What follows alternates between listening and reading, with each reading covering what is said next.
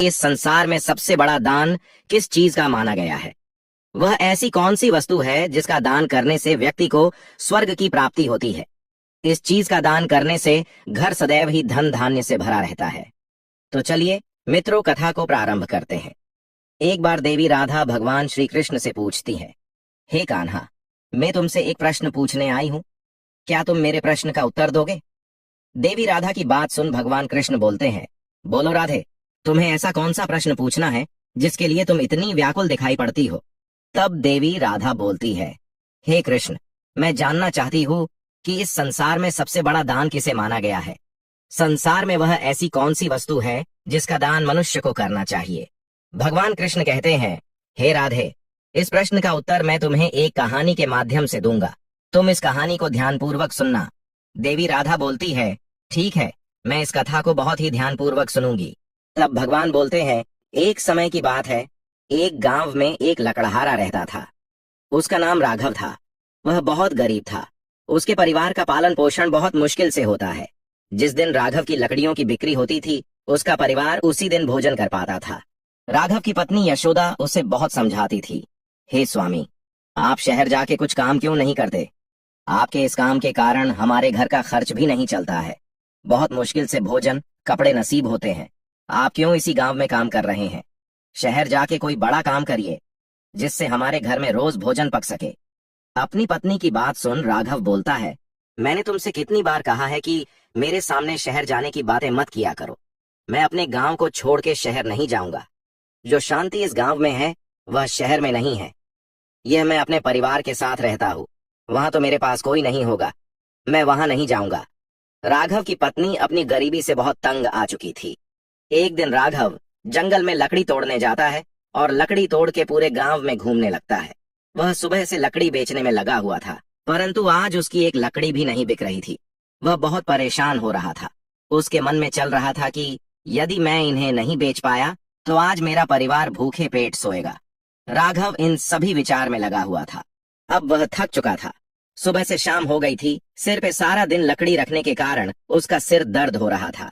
अब वह सोचता है कि शायद आज मेरे नसीब में भोजन नहीं है। वह जैसे ही अपने घर जाने के लिए मुड़ता है, तभी पीछे से एक पंडित ने उसे आवाज लगाई। पंडित की आवाज सुन के राघव पीछे मुड़ के देखता है तो उसे एक पंडित दिखाई पड़ते हैं। पंडित जी बोलते हैं, हे लकड़ी वाले, मुझे तुम्हारी वह लकड़ियां चाहिए। राघव बोलता है, यदि आपको आधी लकड़ी चाहिए तो 5 रुपए में दूंगा, और यदि सारी चाहिए तो 15 रुपए लगेंगे।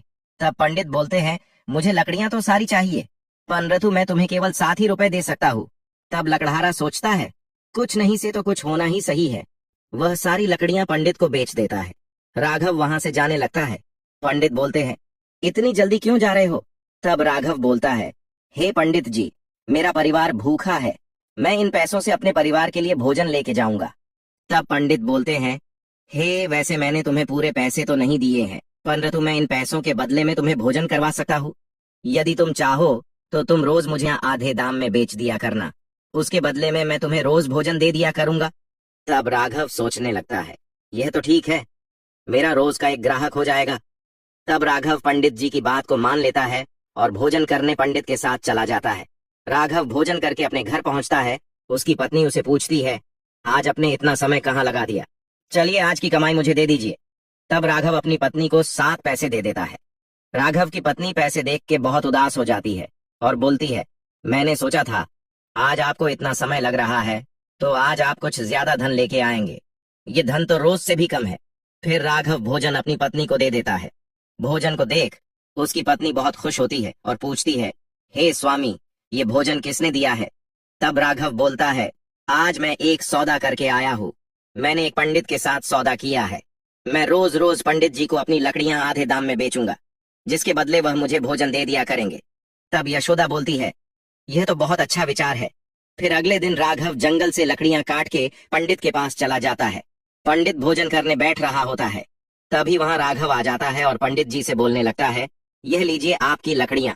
तब पंडित बोलता है, मेरे पास आज पैसे नहीं है। तब राघव बोलता है, कोई बात नहीं, आप मुझे भोजन खिला दीजिए। पंडित राघव को अपनी भोजन की थाली दे देता है और खुद पंडित भोजन नहीं करता।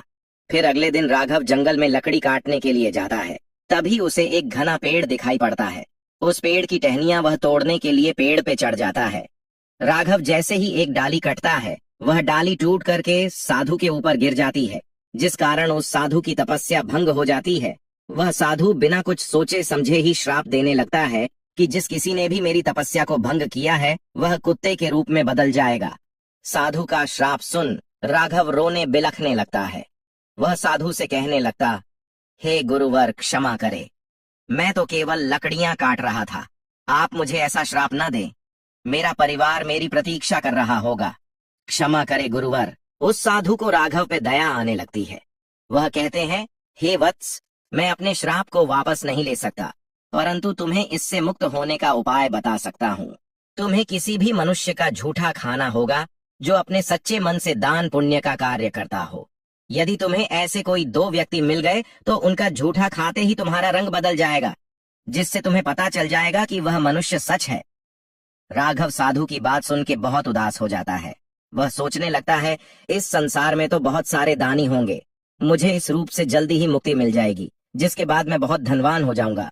ये सब सोचते हुए राघव दानी लोगों की तलाश में निकल जाता है। राघव सबसे पहले उसी पंडित के पास जाता है जिसने उसे भोजन दिया था। पंडित भोजन करके उठते हैं तो कुत्ते के रूप में राघव जाके पंडित की भोजन की थाल चाटने लगता है। जैसे ही वह थाली चाटता है, उसका रंग बदलने लगता है।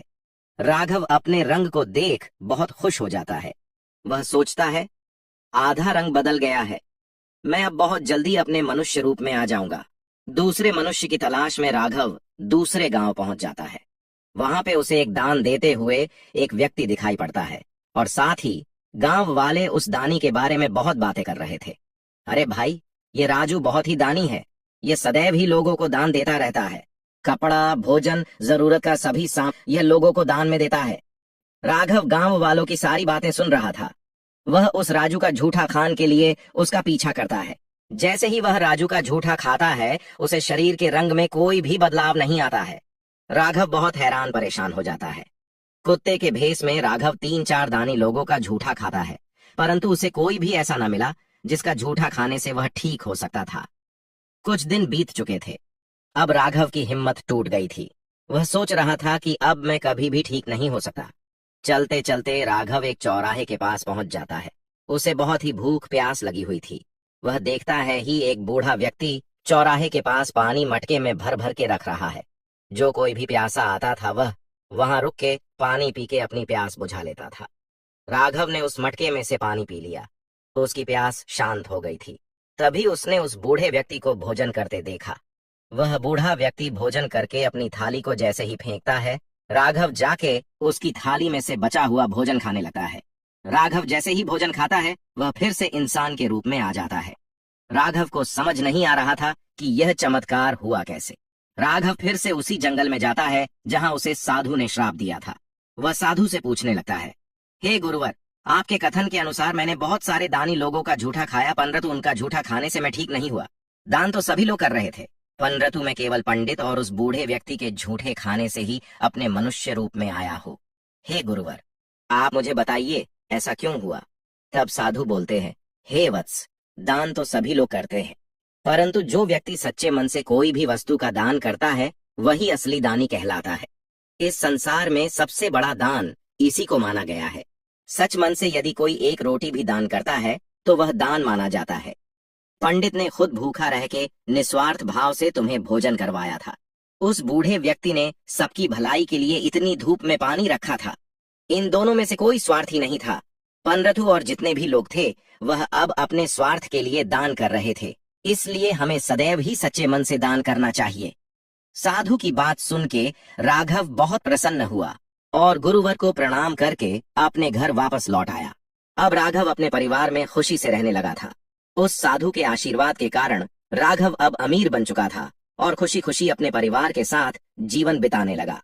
भगवान कृष्ण कहते हैं, हे राधे, मेरी इस कथा को सुनने के बाद अब तुम्हारी व्याकुलता शांत हो गई होगी।